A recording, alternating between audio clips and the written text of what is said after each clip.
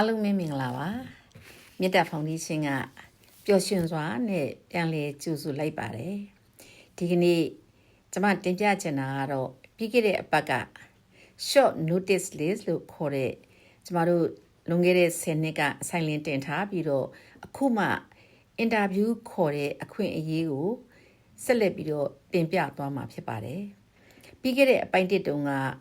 အဲ့ဒီ short notice list ကိုဘယ်လိုခေါ်တယ်ဘယ်လိုရှောက်ရမယ်ဘယ်လိုချိန်မှာသူတို့ကကိုယ့်စီကိုပြန်ကြားစာပို့မယ်အဲ့ဒီခါမှာကိုကဘာတွေပြင်ဆင်ရမယ်ဆိုတာကိုအစအဆုံးကျွန်မတတိချာချာတင်ပြခဲ့ပါတယ်ကဲဒီတစ်ခေါက်မှာတော့ဖြင့်အဲ့ဒီ short notice list ရလာတဲ့သူဟာဘယ်လိုခက်ခဲတွေကြုံနိုင်တယ်ဆိုတာကိုဆက်လက်ပြီးတော့တင်ပြသွားမှာဖြစ်ပါတယ်။ဘာတွေကိုကြုံတွေ့ရမလဲဆိုလို့ရှိရင်အခက်အခဲကြီး၃ခုကိုကြုံတွေ့ရမှာဖြစ်ပါတယ်။အဲ့ဒီအခက်အခဲကြီး၃ခု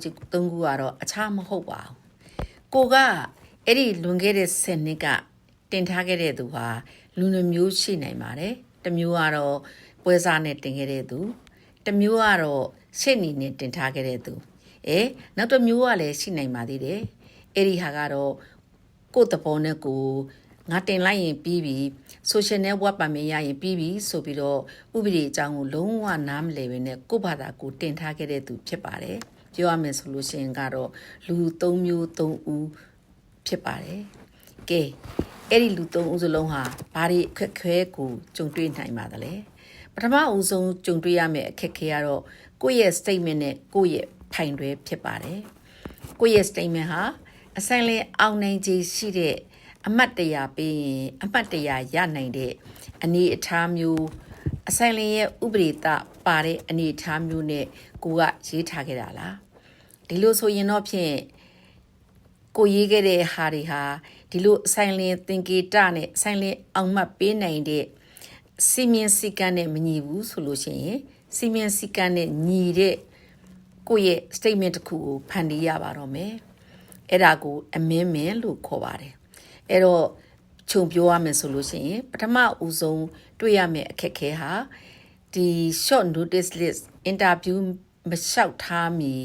ကြိုတင်ပြီးတော့လုပ်ရမယ့်အလုပ်ကတော့ကျမတို့ amendment တင်ဖို့ဖြစ်ပါတယ် amendment ကိုဘယ်လိုတင်မှာပါလဲ amendment တင်တယ်ဆိုတာဟာ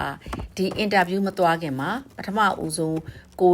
လိုအပ်တဲ့အချက်လက်တွေနဲ့အစအဆုံးကိုယ့်ရဲ့ဖိုင်တွဲကိုပြန်လည်ပြင်ဆင်ဖြစ်ဆွဲရေးသားရမှာဖြစ်ပါတယ်။အရင်တင်ထားပြီးသားဖိုင်တွဲတွေကအဖြစ်ပြက်တွေကိုဖျောက်ဖျက်ပြလို့မရပါဘူး။ဒါပေမဲ့ဒီအဖြစ်ပြက်တွေဟာလွန်ခဲ့တဲ့10နှစ်ကဖြစ်တဲ့အတွက်ကြောင့်မို့လို့အခု10နှစ်တာကာလခီးမှာအပြောင်းလဲနှစ်ခုကိုကြုံတွေ့ရနိုင်ပါတယ်။အဲ့ဒီအပြောင်းလဲကတော့ကိုယ်တိုင်ကပြောင်းလဲနောက်တစ်ခုကတော့ကိုယ့်ရဲ့တိုင်းပြည်ရဲ့အပြောင်းအလဲအဲ့တော့ကိုယ်တိုင်ပြောင်းလဲဆိုတာကတော့လွန်ခဲ့တဲ့10နှစ်ကကိုကအိမ်နောက်မကြသေးတဲ့သူဖြစ်နိုင်တယ်အခုတော့ကိုကအိမ်နောက်ကြသားသမီးတွေရအိမ်ဒီဘာတွေဝဲစီးပွားရေးတွေလုပ်အဆင်ပြေတဲ့သူလည်းရှိနိုင်ပါတယ်အဆင်မပြေတဲ့သူလည်းရှိနိုင်ပါတယ်ဒီအခြေအနေမျိုးမှာအခက်ခဲတွေကြုံတွေ့လာရတဲ့အခါမှာအဲ့ဒီကြုံတွေ့ရတဲ့အခက်ခဲတွေကိုစနစ်တကျတင်ပြနိုင်ဖို့လိုပါတယ်ဒါဟာamendmentလို့ခေါ်ပါတယ်ဒုတိယအပိုင်းကတော့ကိုယ့်အကြောင်းမဟုတ်တဲ့ကိုယ့်တိုင်းပြည်အကြောင်းဖြစ်ပါတယ်လွန်ခဲ့တဲ့နှစ်တုန်းကကိုတင်စင်ကာလတုန်းကအဖြစ်ပြက်တွေဟာ10နှစ်တာခရီးမှာအကြီးအကျယ်ပြောင်းလဲသွားနိုင်တာတွေရှိပါတယ်နိုင်ငံဟာအေးချမ်းသာယာပြီးဒီမိုကရေစီရသွားတာလည်းဖြစ်နိုင်ပါတယ်နိုင်ငံဟာအခြေအနေထင်တာတဲ့ပူဆိုးဝါးလာတာတွေလည်းဖြစ်နိုင်ပါတယ်အဲ့ဒီတော့ပြောင်းလဲလာတဲ့ဥပဒေတွေမျှော်လင့်ချက်မကောင်းတဲ့ဥပဒေတွေပြဋ္ဌာန်းမှုမျိုးတွေဒါတွေဟာလည်းကိုယ့်ရဲ့